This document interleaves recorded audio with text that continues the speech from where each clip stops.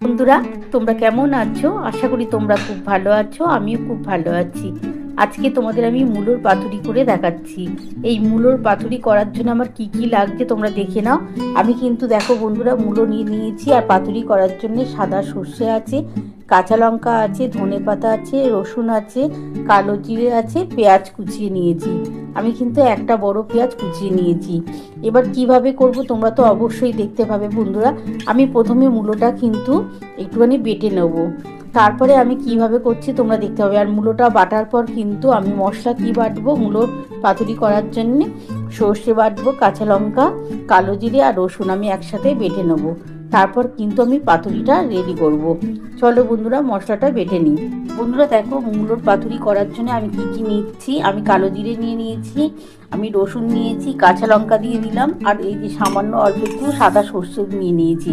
এটা আমি বেটে নিচ্ছি, তারপরে আমি কিভাবে করব তোমাদের দেখাচ্ছি বন্ধুরা।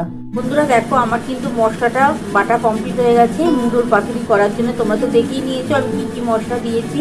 এবার দেখো, এই যে মূলোটা কিন্তু আমার দেখো এই যে পোড়া হয়ে গেছে। দেখো আমি পুড়ে নিয়েছি, আর জলটাও কিন্তু আমি যে জলটা ছিল সেই জলটা কিন্তু চেপে চেপে বার করে দিয়েছি।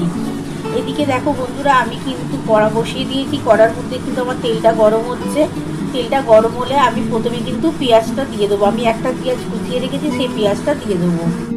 বন্ধুরা দেখো, আমার কিন্তু তেলটা গরম হয়ে গেছে। এবার আমি একটা পেঁয়াজ কুচিয়ে রেখেছি, সেই পেঁয়াজটা দিয়ে দিচ্ছি। এই যে বন্ধুরা দেখো, আমার একটা পেঁয়াজ কোচানো আছে, এই পেঁয়াজটা আমি দিয়ে দিচ্ছি।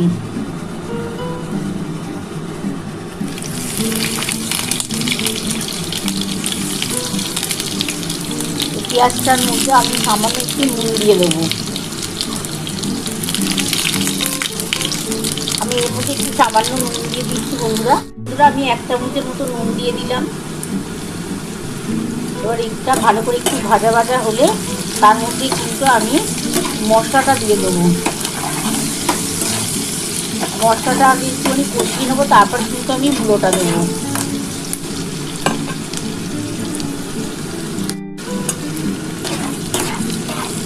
বন্ধুরা দেখো, পেঁয়াজটা মোটামুটি আমার ভাজা হয়ে গেছে।